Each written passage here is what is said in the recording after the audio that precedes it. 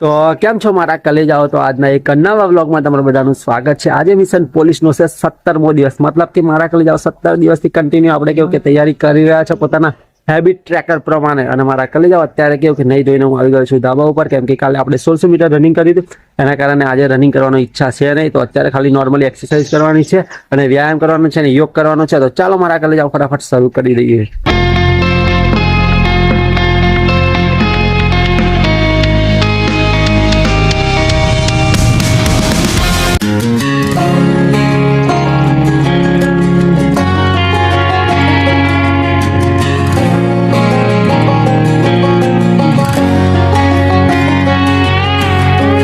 Hear you been asking about me, where I've been and where I sleep. તો મિત્રો finally અત્યારે exercise યોગ એવું કરી લીધું છે અને મારા કાલે યોગ એક્સરસાઇઝ એવું કરો ને પછી આપણે ધ્યાન ધર્યું હોય અને પછી જે આંખો ખોલીએ ને એકદમ કેવું કે વાતાવરણ કંઈક અલગ જ લાગે, કંઈક આપણને કેવું કે આપણે અંદરથી પોઝિટિવ એનર્જી આવે અને મારા કાલે જાઓ આખો દિવસ કેવું કે સારો જાય। સાચી વાત ને? તમે બી જો આવું બધું ના કરતા હોય, મતલબ કે યોગ ના કરતા હોય, વ્યાયામ ના કરતા હોય, પછી કેવું કે ધ્યાન ના ધરતા હોય તો એવું બધું કરવાનું રાખો, જેના લીધે કે આખો દિવસ તમારો પોઝિટિવ રહે। તમે બી મારા બ્લોગમાં જોતા હશે કે હું આખો દિવસ પોઝિટિવ હોઉં છું અને સારી રીતે વાંચી શકું છું। એનું કારણ શું કે દરરોજ સવારે ઉઠું છું, યોગ કરું છું, પછી ધ્યાન ધરું છું, એના કારણે કેવું કે મારી અંદર પૂરેપૂરો ઓક્સિજન મળે, મારું માઇન્ડસેટ બી પરફેક્ટ બને। સાચી વાત ને મારા કલ્યાણ? એટલે કેવું કે તમે બી આવું બધું ના કરતા હોય તો કરવાનું રાખો, જેના લીધે તમારું બી કે જીવનમાં જે ગોલ છે એના તરફ તમે કેવું કે પોઝિટિવ રહો અને સારી રીતે મહેનત કરી શકો। તો મિત્રો અત્યારે 8 વાગ્યા છે ને અત્યારે 8 વાગે આપણે હવે કેવું કે એક્ટિવ પેસિવના કાલના જે અધૂરા વાક્યો બનાવવાના હતા એ બનાવવાના છે।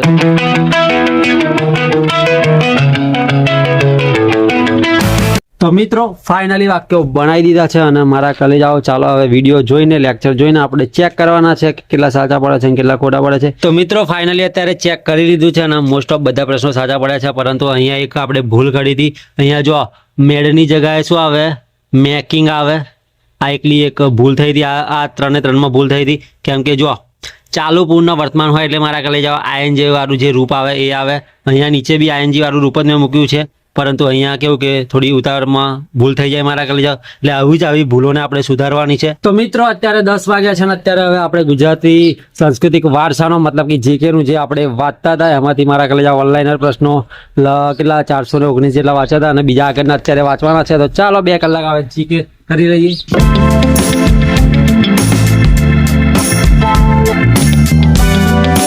તો મિત્રો અત્યારે આપણે વાંચતા બાળકોને મૂકવા જવાનું છે આંગણવાડી। કઈ જવાનું?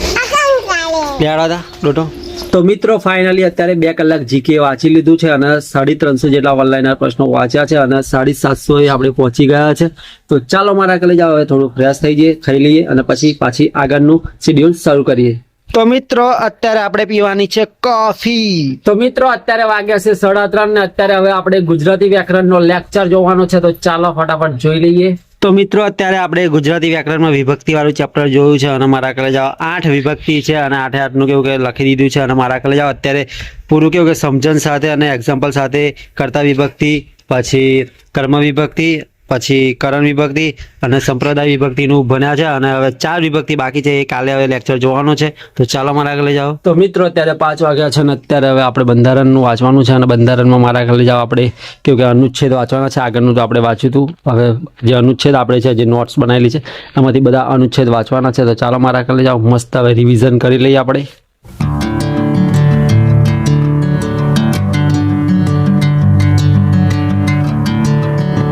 તો મિત્રો અત્યારે હું અહીંયા વાંચવા બેઠેલા અને અમારી નિધિ હેરાન કરવા આવી ગઈ છે। શું લેવા આવેલી? જતી ને જા, મને વાંચવા દે। શું ના વાળી? મારે વાંચવાનું હવે તો તારે તો હજુ તો આંગણવાડી જાવ, તને એકડા તો આવડતા નહીં, શું વાંચવાની? બોલ તો એકડા એવું બોલવાનું? 1 2 3 4 5 6 7 8 9 10 એવું બોલવાનું હોય।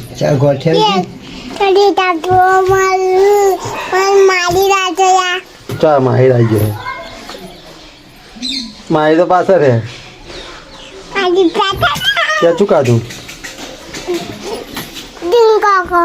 હે સિંગો નહીં સિંગધોના કહેવાય।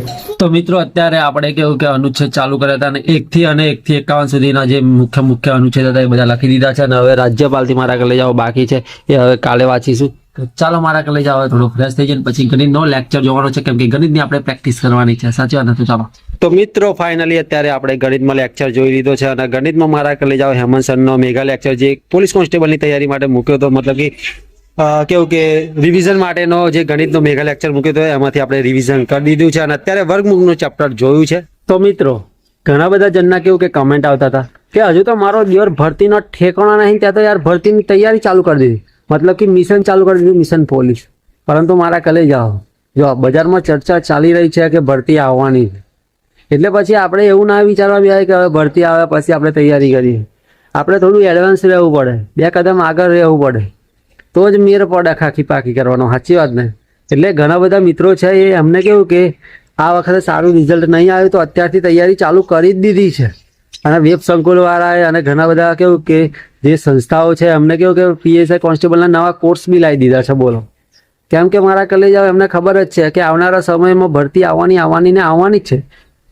ભલે થોડું વહેલું મોડું થશે પરંતુ ભરતી 100% આવવાની છે. તો પછી મારા કલેજ આપણે શું લેવા ઢીલું મૂકવાનું? આપણે પછી ઢીલું મૂકવાનું થતું જ નહીં. આપણે ભાઈ ઓન ફાયર બાકા છે કે ફૂલ મહેનત કરવાની જ થાય. સાચી વાત ને મારા કલેજ? એટલે પછી મેં બી વિચાર્યું મારો દેવર આટલી બધી આપણે તૈયારી કરી છે, 124 પ્રશ્નો આ વખતે સાચા પડ્યા છે અને માઇનસ થતા 109.50 થયા છે. તો મારા કલેજ આવનારા સમયમાં આપણે કન્ટિન્યુ કેવું કે 1 વર્ષ જેવું મહેનત થશે તો ખાકી પાકી કરવાનો મેર પડી જશે. આજે તે ખોટી વાત તમે જ કહો. અને મારા કલેજ આ વખતે આપણે થોડું ટાર્ગેટ પીએસઆઈનું છે અને પીએસઆઈના ટાર્ગેટ પ્રમાણે આપણે મહેનત કરવાની છે. અત્યારે હું કહું કે ગુજરાતી વ્યાકરણ, અંગ્રેજી વ્યાકરણ બી કરી રહ્યો છું. ઘણા બધા એવું કહેતા હોય છે કે કોન્સ્ટેબલની એક્ઝામમાં તો અંગ્રેજી છે નહીં. તો મિત્રો એ અંગ્રેજી હું એટલા માટે કરી રહ્યો છું કેમ કે અંગ્રેજી આપણે પીએસઆઈનું ટાર્ગેટ છે. હવે પીએસઆઈનું બી થોડું લેવલ આપણે કેવું કે આટલી બધી મહેનત કરી છે તો આપણી જોડે કેવું કે હજુ સમય છે, ભરતી આવી નહીં, તો પછી આપણે પીએસઆઈનું બી તૈયારી કરી શકાય. સાચી વાત ને? ભલે પીએસઆઈ ક્રેક થાય ના થાય એ આપણા હાથમાં નહીં, પરંતુ મારા કલેજ આપણા હાથમાં મહેનત કરવાનું છે. સાચી વાત ને? તો મહેનત કરી લેવાની, એકવાર ટ્રાય તો કરીએ. સાચી વાત? કદાચ કિસ્મતનું જો લાગે ને આપણી મહેનત જો પૂરેપૂરી થઈ જાય, થોડીક ભરતી મોડી આવે અને આપણો કેવું કે ખાખી પાકી મતલબ કે પીએસઆઈ બનવાનો મેર પડી જાય, પછી મારા કલેજ ડબલ ચાન્સ સીધા મળી જાય કે ના મળી જાય એમ કહો. અને તમે મારા કલેજ એક વાત વિચારો કે જો આ કોન્સ્ટેબલ બનશો તો પછી ઉપરની પોસ્ટ ઉપર જવાનું વિચારશો કે નહીં? એમ કહો મારા કલેજ. પછી આપણે અત્યારે સમય છે એટલે તૈયારી કરવાની. આપણે સમય ના હોત તો કોન્સ્ટેબલની તૈયારી કરત, પરંતુ અત્યારે સમય છે, હજુ ભરતી આવી નહીં, તો આપણી જોડે ઘણો બધો એવો સમય છે. અને મારે કેવું કે જે લખવાવાળું હોય એમાં જ થોડીક કેવું કે મહેનત કરવાની જરૂર છે. બાકી પાર્ટ A બીમાં તો આપણે કોન્સ્ટેબલના સિલેબસ પ્રમાણે છે, ખાલી પર્યાવરણ અને અર્થશાસ્ત્ર વધી જાય છે, એ કરવાનું થાય છે. સાચી વાત મારા કલેજ? જાઓ તો હાલો અત્યારે હવે આપણું જે હેબિટ ટ્રેકર પ્રમાણે જે શેડ્યુલ છે એ કન્ટિન્યુ કરીએ. તો મિત્રો અત્યારે આપણે ગુજરાતી ગ્રામર અને અંગ્રેજી ગ્રામરમાં જે બી લખ્યું છે એનું રિવિઝન કરવાનું છે, તો ચાલો ફટાફટ રિવિઝન કરી લઈએ. તો મિત્રો ફાઇનલી અત્યારે રિવિઝન થઈ ગયું છે, તો ચાલો આપણે હેબિટ ટ્રેકરમાં ટિક કરવાનું છે, તો ફટાફટ કરી લઈએ. તો મિત્રો જુઓ 1 કલાક કસરત થઈ ગઈ છે, પછી 2 કલાક જીકે થઈ ગયું છે, પછી 1 કલાક બંધારણ થઈ ગયું છે, 1 કલાક અંગ્રેજી ગ્રામર, ગુજરાતી ગ્રામર, 1 કલાક ગણિતની પ્રેક્ટિસ, 1 કલાક રિવિઝન, પરંતુ રીલ નથી બની અને અત્યારે વ્લોગ ઉતરી રહ્યો છે. તો આઈ હોપ મારા કલેજ આવો તમને આજનો વ્લોગ ગમ્યો છે, તો લાઈક શેર અને સબસ્ક્રાઇબ કરી નાખજો. તો એક નવા વ્લોગમાં મળીશું. ટેક કેર, બાય બાય, જય હિન્દ, જય Bharat. Big thank you for being here. बहुत बहुत धन्यवाद.